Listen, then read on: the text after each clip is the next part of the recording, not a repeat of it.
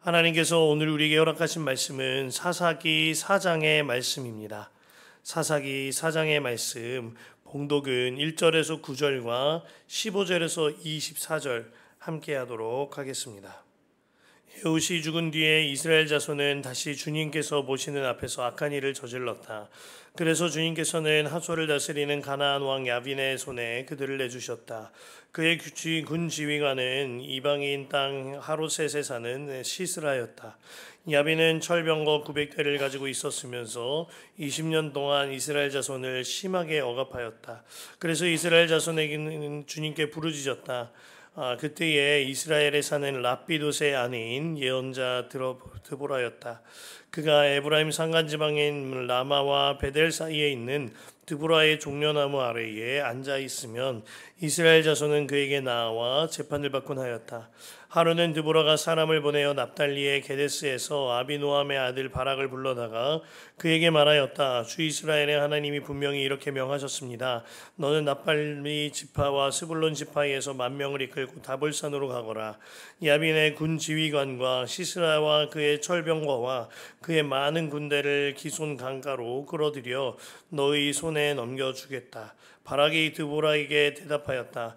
그대가 나와 함께 가면 나도 가겠지만 그대가 나와 함께 가지 않으면 나도 가지 않겠소. 그러자 드보라는 내가 반드시 장군님과 함께 가겠습니다. 그러나 주님께서 시스라를 한 여자의 손에 내어주실 것이니 장군께서는 이번에 가는 길에서는 영광을 얻지 못할 것입니다 하고 일어나 바락과 함께 가데스로 갔다. 15절에서 24절 말씀 함께 보겠습니다. 주님께서 시스라와 그가 거느린 모든 철병거와 온 군대를 바락 앞에서 칼날에 패하게 하시니 시스라가 병거에서 내려서 뛰어 도망쳤다. 바락은 그 병거들과 군대를 이방인의 땅 하로셋에까지 뒤쫓았다. 시스라의 온 군대는 칼날에 쓰러져 한 사람도 남지 않았다. 그러나 시스라는 뛰어서 겐 사람 헤벨의 아내 야엘의 장막으로 도망쳤다. 하솔 왕 야빈과 겐 사람 헤벨의 가문과는 서로 가깝게 지내는 사이였기 때문이다. 야엘이 나아가 시스라를 맞으며 들어오십시오. 높으신 어른 안으로 들어오십시오. 두려워하실 것 없습니다 하고 말하였다. 시스라가 그의 장막으로 들어오자 야엘이 그를 이불로 덮어 주었다. 내가 목마르니 물 좀 마시게 하여 주시오 하고 시스라가 간절히 청하자 야엘이 우유가 든 가죽 부대를 열어 마시게 하고는 다시 그를 덮어 주었다. 시스라가 그에게 장막 어귀에 서 있다가 만약 누가 와서 여기에서 낯선 사람이 있느냐고 묻거든 없다고 대답하여 주시오 하고 부탁하였다.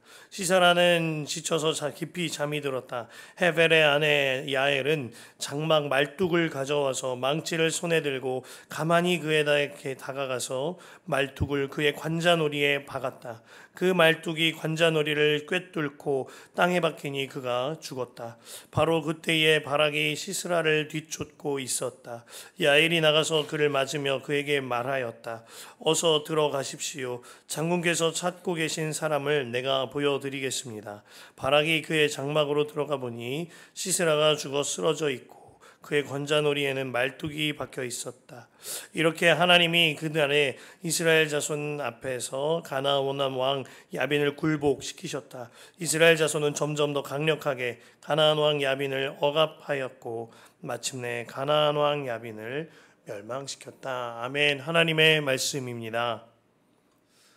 오늘은 우리가 금요 성령 집회가 있는 날입니다. 이 금요 성령 집회를 통하여 성령의 충만함을 받는 밤 되어지시기를 축복합니다. 또한 우리가 다음 주 한 주간 온라인 새벽 기도로 진행이 되겠습니다. 이 예배당 안에서도 예배하실 수 있도록 준비가 되어 있습니다만 어느 처소에서든지 주와 함께 예배하실 수 있도록 제공해 드리오니 참고하시어 함께 하시면 좋겠습니다. 오늘 본문은 이스라엘이 감당치 못할 막대한 문제를 만난 이야기로 시작이 되어집니다. 왼손잡이 사사 에훗이 죽자 이스라엘은 또다시 범죄하지요. 그로 인하여 가나안 왕 야빈이 이스라엘을 통치하게 되는데요. 이전까지는 겪어본 적 없거니와 앞으로도 굉장히 드물었던 큰 문제거리 야빈이었습니다. 3절 말씀이에요.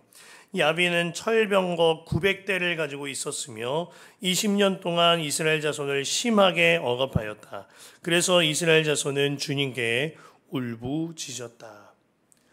가나안 왕 야빈에게는 철병거 900대가 있었다고 했습니다. 오늘로 말하면은요, 이스라엘 백성들은 보병뿐이 없는데 가나안 왕 야빈에게는 최첨단 미사일까지 탑재한, 그리고 탱크와 같은 무기 수백 척을 가지고 있었다라는 이야기입니다. 야빈의 가나안은 이러한 화력을 바탕으로 이스라엘을 본문에 보면 심히 억압하였다라고 하였습니다. 이스라엘을 심히 억압했다라고 기록된 나라는 야빈의 가나안이 사사기에서 유일하지요. 더구나 억압 기간 또한 20년 동안 이스라엘을 억압하였다고 하였는데, 이는 사사기 전체에서 두 번째로 긴 기간 동안 억압한 내용입니다. 그때 하나님께서는요, 아주 특별한 한 사람을 하나님의 사사로 세우시죠. 4절 말씀이에요. 그때에 이스라엘을 사는 랍비돗의 아내인 예언자 드보라였다. 드보라는 사사기 전체에서 유일한 여성 사사입니다. 아니, 성경 전체를 두고 봐도 항상이나 자주라는 단어보다는 가끔이라는 단어가 잘 어울리는 여성 리더십이 드보라였어요. 하나님께서는 철병거 900대를 가지고 20년 동안 심하게 억압하는 가나안의 야빈 왕이라는 이 막대한 문제 앞에서 하나님의 여성 사사인 드보라를 들어 쓰고 계시는 거예요. 또한 성경은 드보라를 소개할 때에 이 랍비돗의 아내라고 하였는데요, 이 이름을 풀어가면서 성경을 보면 더욱더 깊은 묵상이 되겠다 하는 마음을 주십니다. 랍비돗이라는 뜻은 횃불이라는 아주 멋들어진 뜻입니다. 그러니까 드보라의 남편 이름은 횃불이라는 이름을 가진 당시 아주 멋있는 연상이 되는 한 사람의 남성이었다는 거죠. 이름에서부터 벌써 랍비돗의 약간 멋지고 거친 모습이 연상되지 않습니까? 더구나 말씀 중에 보면은요, 말씀 중반에 기록되는 바락이라는 남자가 기록되는데요, 바락이라는 남자가 전쟁에 나가야 하는데 주저하는 모습을 보입니다. 이에 드보라가 하나님의 말씀을 재차 바락에게 전하면서 내가 함께 하겠으니 그대는 용감하게 맞서 싸우라 말하지요. 그때 바락이라는 이 의미는요, 번쩍거리다, 번개와 같다라는 의미를 갖고 있습니다. 자, 랍비돗의 이름은 횃불이고요, 바락이라는 남자의 이름은 번쩍거리는 번개와 같은 자입니다. 반면 여성 사사였던 드보라의 이름은 벌레의 종류 중 하나인 꿀벌이다. 꿀벌, 벌이라는 이름의 뜻을 가지고 있어요. 아이고, 딸 이름을 어떻게 벌이라고 지을 수가 있겠어요? 땡벌이라고 지을 수가 있겠습니까? 고대 사회의 벌은 그닥 큰 의미를 가지지 않고 있으므로 초라한 이름을 가지고 있는 형편이 드보라의 형편이었습니다. 자, 이 사람들의 이름을 통해 어떠한 메시지를 주님이 주고 계시는지 느껴지십니까? 횃불이라는 멋진 의미의 이름을 가진 랍비돗을 두고요, 하나님은 벌레와 같은 꿀벌이라는 이름을 가진 한 사람의 여성을 사사로 쓰고 계십니다. 번쩍이다, 번개다 라는 멋진 이름을 가진 바락을 전면에 내세우지 아니하시고 그와 함께하는 꿀벌, 말벌이라는 이름을 가진 드보라에게 지휘권을 주셔서 그 나라를 구원시키십니다. 하나님께서는요, 사람의 어떠함으로 하나님의 역사를 이루시는 것이 아닌 겁니다. 가장 중요한 건 그 사람의 외형과 상황과 형편과 그 사람의 이름과 그 어떠한 것도 아니라 하나님이 세우신 사람, 하나님의 영이 내린 사람, 하나님께서 그 위에 하나님의 영을 부은 그 한 사람을 통하여 일하신다는 거예요. 겉으로 읽히고 들리는 이름도 겉으로 보이는 외모도 그 어떠한 것도 아닌 것입니다. 오직 주의 영으로 사로잡힌 바 된 사람 주께서 쓰신다는 거죠. 우리 또한 마찬가지입니다. 우리 가정에 막대한 문제를 만났습니까? 우리의 일터와 교회에 우리의 나의 삶의 어떠한 가운데에 막대한 문제 가운데 있을 때 하나님께서는 우리 가정에 쓰셔 내가 봐도 저 사람은 써야 해. 이 사람을 통해 일하셔야지 라는 사람으로 쓰시는 것이 아니라 나와 같이 초라한 자, 드보라와 같은 자를 주님께서 사용하여 쓰신다는 겁니다. 이사야 53장에 보면은요, 장차 오실 메시아에 대한 예언이 적혀 있는데 메시아에 대하여 이렇게 기록합니다. 53장 2절에서 4절까지 그는 주님 앞에서 마치 연한 순과 같이 마른 땅에서 나온 싹과 같이 자라서 그에게는 고운 모양도 없고 훌륭한 풍채도 없으니 우리가 보기에 흠모할 만한 아름다운 모습이 없다. 그는 사람들에게 멸시를 받고 버림받고 고통을 많이 겪었다. 그는 언제나 병을 앓고 있었고 사람들이 그에게서 얼굴을 돌렸고 그가 멸시를 받으니 우리도 덩달아 그를 귀하게 여기지 않았다. 그는 실로 우리가 받아야 할 고통을 대신 받고 우리가 겪어야 할 슬픔을 대신 겪었다. 그러나 우리는 그가 징벌을 받아서 하나님에게 맞으며 고난을 받는다고 생각하였다. 메시아를 두고 표현하기를요, 그에게는 고운 모양도 없고 훌륭한 풍채도 없다고 말합니다. 우리가 보기에 흠모할 만한 구석이 하나도 없다고 했습니다. 사람들에게 멸시받고 버림받고 고통을 겪으며 병약했다고 말하고 있어요. 이 말씀을요, 메시지를 쓴 유진 피터스는 메시지에 이렇게 번역합니다. 바싹 마른 땅에 심긴 앙상한 묘목, 왜소한 초목 같았다. 아무 볼품 없고 보잘것 없었다. 멸시받고 무시당하며 고난을 아는 사람, 고통을 몸소 겪은 사람이었다. 그를 보면 사람들은 고개를 돌렸다. 우리는 그를 멸시했고 벌레 취급했다. 그러나 그는 질고를 짊어지고 가는 사람이었다. 와, 이게 메시아의 외모래요. 바싹 마르고 왜소한 초목 같은 아무 볼품 없고 보잘것없는 외모, 멸시받고 무시당하며 고난과 고통을 몸소 겪은 사람, 그를 보면 사람들은 고개를 돌리고 멸시받고 벌레 취급을 당하던 분, 그러나 우리의 모든 질고를 다 짊어지신 분, 그 연약하고 외모적으로 사람이 볼품없다 여기심 받으신 분이 우리 예수님이셨어요.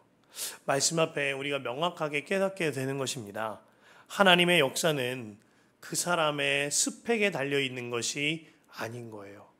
하나님의 역사는 그 사람의 외모와 그 사람의 집안 환경이 아닙니다. 하나님의 역사는 그 사람의 아름다움과 그 사람의 이름에도 달려있는 것이 아닌 거죠. 오직 하나님과 함께하는 한 사람, 하나님과 함께하는 것, 이것이면 충분한 것입니다. 우리는 중요한 미팅이 있을 때 잘 차려입고 나가면 그 사람이 날 잘 볼 거라고 여깁니다. 그로 인하여서 때때로는 향수를 뿌리며 상대방이 기분 좋아하길 기대하죠. 우리는 항상 나를 의식하고 남을 의식하며 거울을 들여다보곤 합니다. 하지만 하나님께서는 우리의 이런 외향에는 아무 관심이 없으신 거예요. 내가 벌레라는 이름을 가졌어도, 땡벌이다, 말벌이다, 꿀벌이다, 벌이라는 이름을 가졌어도, 내 모습이 초라해도, 사회적 약자일지라도, 남들은 내게 다른 평가를 주더라도 주님은 그냥 나 자체를 사랑하시는 거예요. 그래서 드보라가 사사요 예언자라고 쓰임 받았는데 주님께서 나에게 말씀을 넣어주시고 나는 주님 말씀 그대로 전하는 순전한 통로로 쓰시는 겁니다.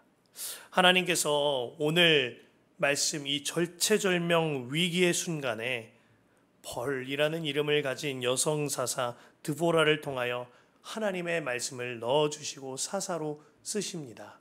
하나님께서 그를 통하여 어떠한 방법으로 일하실까요? 하나님의 영을 부어주셔서 하나님의 지혜로 일하게 하시는 거예요. 눈에 보이는 아름다움, 귀에 들리고 입에 불리는 이름과 같은 아름다움, 그것과는 비견할 수 없는 더 큰 아름다움이 있어요. 눈에 보이지는 않지만 하나님을 순전히 따르는 이 지혜의 아름다움입니다. 사사시대의 모든 사사는요 용사였거든요. 그런데 드보라만이 재판장이요 예언자이자 지혜자였어요. 5절 말씀 보면 그가 에브라임 산간지방인 라마와 베델 사이에 있는 드보라의 종려나무의 아래 앉아 있으면 이스라엘 자손은 그에게 나와 재판을 받곤 하였다. 사람들은 그녀에게 와서 판결을 구했고 드보라는 재판을 하였습니다. 또한 드보라는 하나님의 말씀을 가지고 말씀을 전하였죠. 그리고 그녀의 지혜의 핵심은요, 지혜 중에 지혜, 곧 하나님의 말씀대로 전하고 하나님의 말씀대로 행하는 것이었어요. 그래서 바락에게 찾아가 하나님의 말씀을 전하거니와 바락이 주저할 때에도 주님의 뜻대로 전하고 행하며 모든 전쟁을 진두지휘했던 겁니다. 여러분, 지혜 중에 지혜가 있습니다. 하나님의 말씀대로 이끌림 받으며 하나님의 말씀대로 행하고 전하는 삶이에요. 말 한마디를 할지라도 하나님의 말씀대로, 행동 하나를 할지라도 하나님의 말씀대로, 이것이 지혜 중에 지혜인 거죠. 이사야 9장에 예수님께 대하여 예언하기를 9장 6절에 그의 이름은 기묘자라 모사라 전능하신 하나님이라 영존하시는 아버지라 평강의 왕이라 하였습니다. 우리의 기묘자라 모사가 우리 주님이 되신다는 거예요. 이것은 우리를 위한 놀라운 조언자로 우리 주님이 나와 함께 하신다는 겁니다. 그 예수님께서 요한복음 14장 26절에 보혜사 곧 아버지께서 내 이름으로 보내실 성령 그가 너희에게 모든 것을 가르치고 내가 너희에게 말한 모든 것을 생각나게 하리라 하셨습니다. 우리의 인도자 되신 주님께서 내 안에 오셔서 나의 지도자 되셔서 나의 지혜자 되셔서 주의 말씀이 생각나게 하신다는 거예요. 지혜 중에 지혜가 있다니까요. 주님의 말씀대로 말하고 주님의 말씀대로 행동하는 겁니다. 단 한마디를 할지라도. 그래서 신중하고 그래서 때로는 급진적인 것이죠. 때때로 하나님의 말씀대로 순종하며 행하고자 하다가 실수하거나 실패할 때도 있습니다. 그러나 그 실수와 실패마저도 귀한 거예요. 주님을 따르고자 하는 그 마음이 귀한 것이죠. 오늘 말씀에 드보라뿐만 아니라 14절 이하에 기록되는 또 다른 한 여성 야엘을 또한 하나님의 지혜에 사로잡힌 사람이었습니다. 17절 이하에 보면 드보라의 지휘 아래 전쟁터에 나간 바락과 군사들은 철병거 900대를 가졌던 가나안의 군사를 물리칩니다. 그때 가나안의 군대 장관급 때는 시스라가 도망치게 되지요. 시스라는 허겁지겁 겐 사람 헤벨의 집안으로 숨어 들었습니다. 평상시에 시스라와 겐 사람 헤벨과의 동맹 관계가 있었기 때문이에요.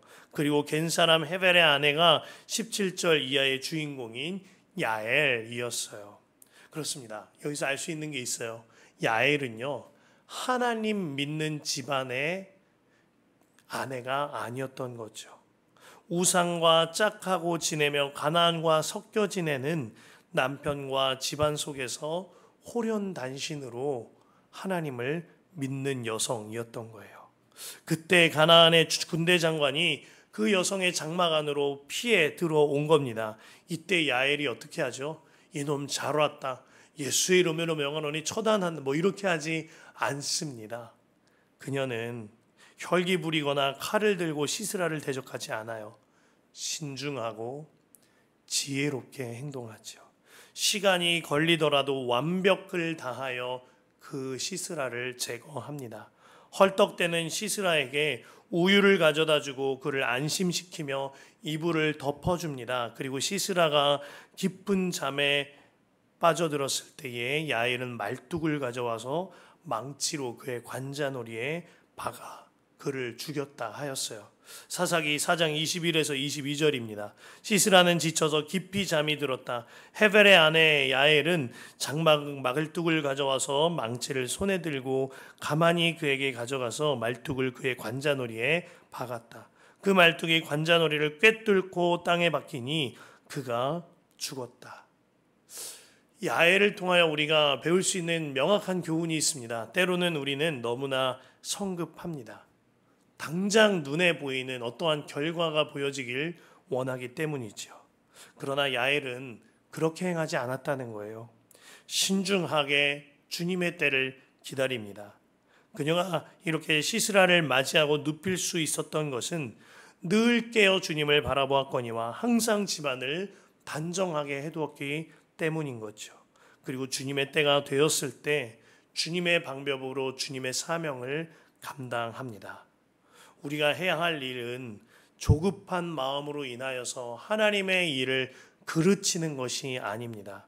오직 기도와 간구로 하나님께 아뢰며 주님의 때를 신중하게 그리고 오래일지라도 기다리며 기도하는 거죠. 홍해가 갈라지는 일도요, 한 번에 쫙 갈라진 거 아닙니다. 이틀간의 바람이 불었다 그랬어요.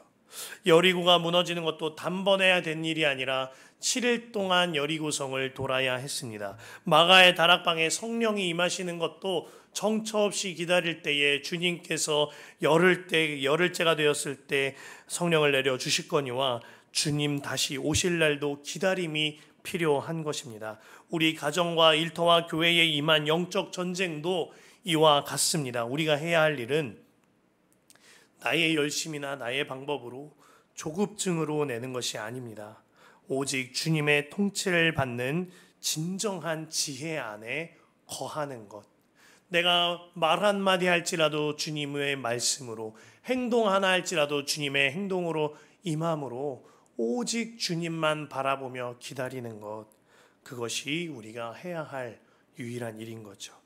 사랑하는 성도 여러분, 오늘 본문을 통하여 내가 드보라입니다. 제가 야엘입니다. 이 고백이 여러분의 고백 되시기를 바랍니다. 오직 주님만 바라보며 주님께서 이끄시는 대로 이끌림 받는 삶, 순전하게 순종하고 신중하게 순종하는 삶, 그 삶이 지혜 중에 지혜입니다.